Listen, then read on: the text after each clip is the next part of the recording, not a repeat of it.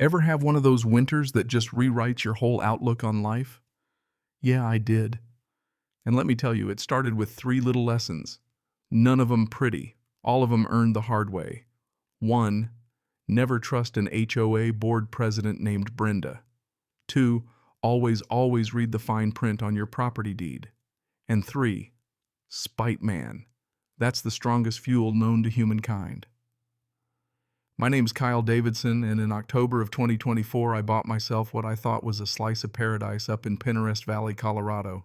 5 acres of clean, crisp mountain air, a cozy 3-bedroom house, a barn that could swallow a whole wedding party, and here's the kicker, a beastly commercial snowplow truck the last owner Tom threw in for free. He was heading for sunny Florida, wanted to leave it all behind, and I got the deal of the century. At least that's what I thought. Right up until I found out nobody else wanted to mess with the HOA. Yeah, should have seen that neon warning sign coming. Now, Pinterest Valley HOA. It's about 40 homes tucked back on a bunch of private roads off the county highway. My place was at the dead end of Aspen Ridge Road last stop before you hit National Forest. Tom used to plow his own quarter-mile driveway thing, got drifted over like you wouldn't believe. When we closed, he just kind of muttered that the HOA sometimes asked him to clear roads, but honestly, I barely clocked it. Sounded neighborly, not like some blood pact. I work remote, write code for a living. Quiet was good. My girlfriend Emma came up on weekends from Denver, and the rest of the time it was just me, the elk, and all the mountain silence I could handle. The first snow came in November, not much, maybe a couple inches. I fired up that F450 blade wider than my whole living room and cleared my driveway in 20 minutes flat. That thing purred like a lion.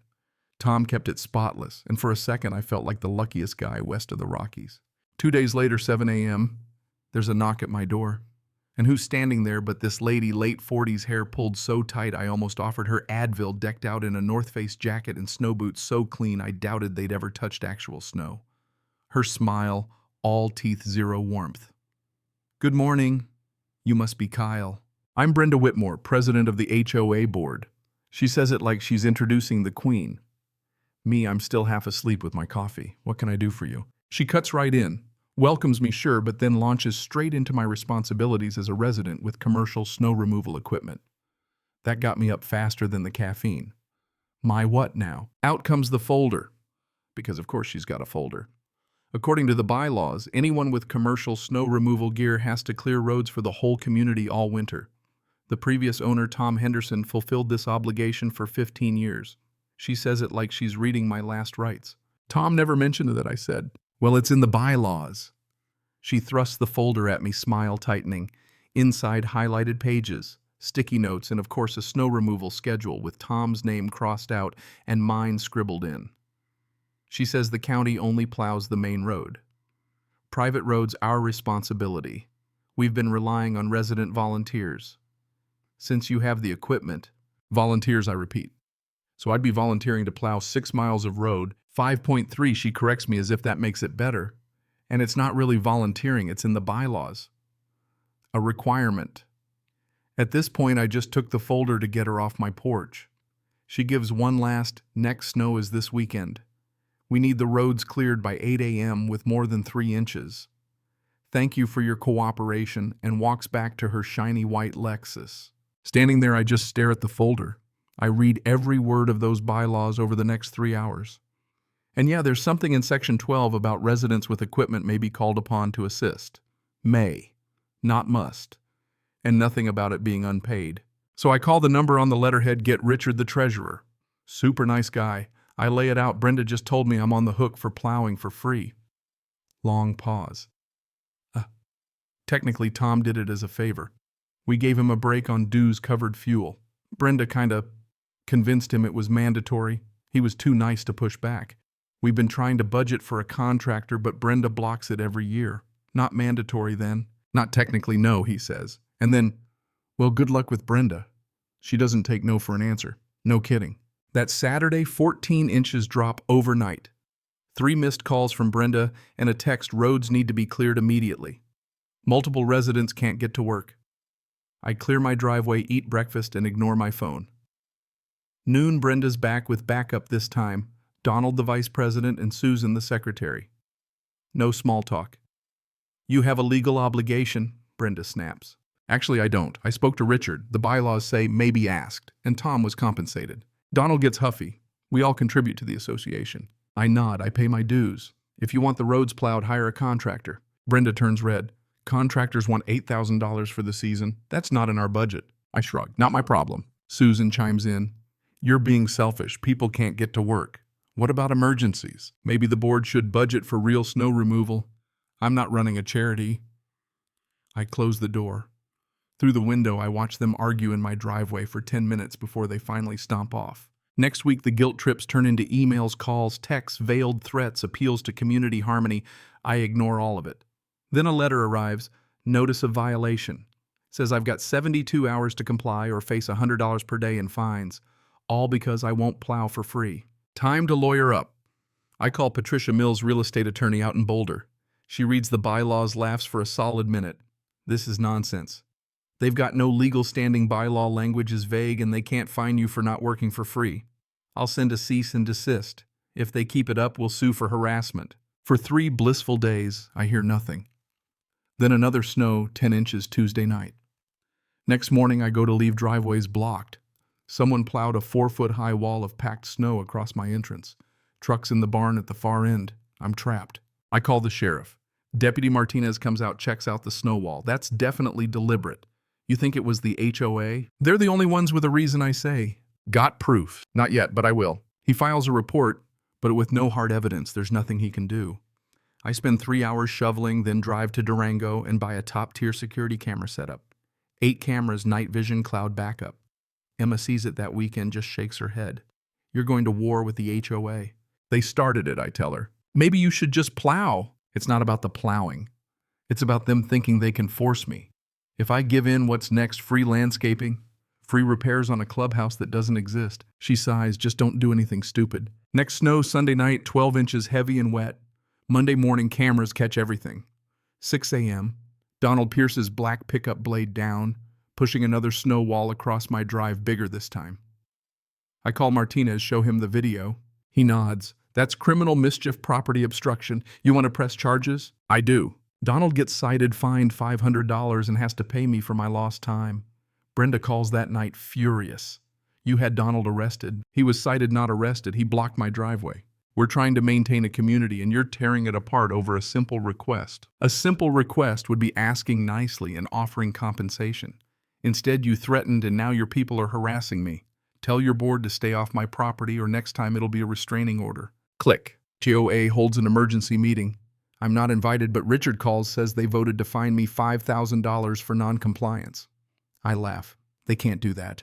I voted against it. But Brenda, Donald, and Susan pushed it through. Thought you should know. I forward everything to Patricia. She sues for harassment and damages. Suddenly the whole community's paying attention. Turns out most folks didn't even know Tom had been bullied into plowing all those years. One neighbor, Jennifer, starts a petition to recall Brenda. Gets enough signatures in a week. Brenda goes nuclear mass emails calling me a troublemaker. Jennifer counters with the facts. The recall vote is set. Meanwhile, winter's relentless. 6 major storms by early February.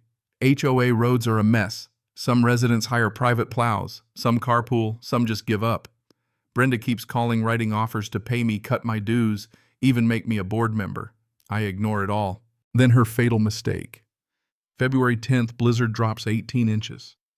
I plow my driveway, and because I'm not a monster, I do Helen's next door too. She's 83 lives alone.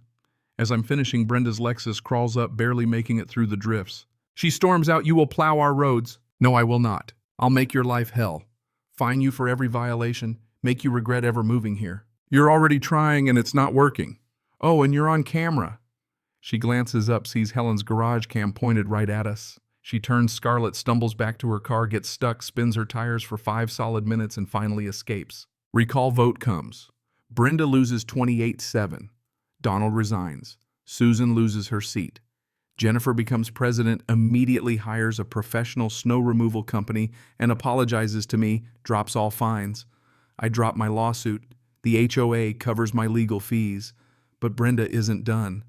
5 days after her recall, someone slashes my plow tires, cuts my hydraulic lines, spray paints my truck. Cameras catch 3 ski-masked figures, but I know the car's Brenda's, Donald's, Susan's. This time the sheriff arrests all 3. Vandalism conspiracy. Brenda gets probation and pays restitution. Donald and Susan, too. Community shuns them. Brenda moves away. Donald keeps to himself. Susan leaves town. Jennifer proves to be a fantastic president, tightens the bylaws, makes budgets transparent, and for the first time ever, Pinarest Valley feels like a real neighborhood.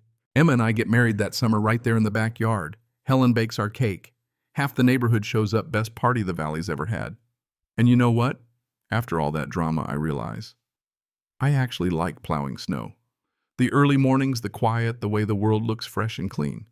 So I go to Jennifer, offer to plow for the HOA, proper contract, market rate, fuel, paid, everything in writing. We agree on $4,000 less than the commercial guys, but fair. I plow after every snow over 3 inches. No drama, no threats, just business. Life gets smooth.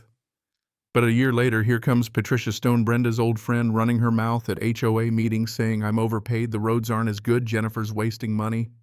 Whatever. Then monster blizzard. I plow the roads in order just like always. Patricia calls Jennifer, accuses me of blocking her driveway. Total nonsense. I'm not even near her place yet. So I finish my route.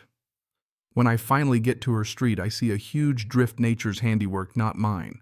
According to my contract, I'm supposed to clear up to the edge of each drive. But this time, instead of clearing Patricia's drive, I push every bit of leftover snow into a 10-foot-high pile right in front of the decorative gate at the entrance community symbol, featured on all the brochures. Completely blocks the gate. Only way in or out now is the back route, which just so happens to be the one I cleared. Phones blow up. Jennifer calls, trying not to laugh. There's a mountain of snow at the gate. Must have been the wind, I say deadpan. Patricia's screaming down the line, threatening lawyers, cops, everything. Sheriff comes out, same Deputy Martinez. He can't stop grinning. Well, roads are clear, the snow's on HOA property. No violation here. Photo of my masterpiece goes viral. Local news runs a story. HOA dispute leads to 10-foot snow pile. I give an interview, safety first, roads are clear, snow has to go somewhere. Patricia's furious but can't do a thing. The pile stays for a week until it melts. HOA tries to fire me, Jennifer points out. My contract is ironclad. Vote to renew comes up. Unanimous yes with a $500 raise. Patricia, now on the board, can't do a thing. Community finally quiets down. Even Donald and I nod to each other when we pass. You know what stuck with me? Not the drama, not the money. The lesson. You have to stand up for yourself. You have to know the rules better than the people trying to use them against you. Tom plowed those roads for free because he didn't want to fight. That kindness cost him years. I drew a line and yeah, it got messy, but now the HOA serves the community, not the other way around. 3 years later, Pinarest Valley runs smooth. Jennifer set up real committees, opened the budget, made it a place people want to live. Property values are up. People get along. I still plow, but now I get paid and I get respect. That painting of the 10-foot snow pile hangs right over my desk, malicious compliance, the artist called it. Emma and I are expecting our first kid this spring. Helen's son still sends Christmas cards. Patricia Stone never complains about her drive anymore. Brenda, she's someone else's problem in Wyoming now. So what's the real moral? Sometimes the best way to fight back isn't anger or yelling. It's knowing the rules, biding your time, and making your point so memorably that nobody ever forgets it. You can't force people to serve you. You can't run a community on threats and intimidation. You want loyalty. Try respect. Try fairness. It works wonders. And if all else fails, well, maybe a 10-foot wall of snow placed in just the right spot speaks louder than any argument ever could. So let me ask you, where's the line for you? When does helping your neighbors turn into letting yourself get walked on? And what would you have done in my boots, looking at all that snow, all those demands, and knowing you were right? I'd love to hear your stories, your thoughts. Because I've learned sometimes all it takes to change a community is a little backbone, a lot of patience, and once in a while a perfectly placed pile of snow. Cảm ơn các bạn đã xem video.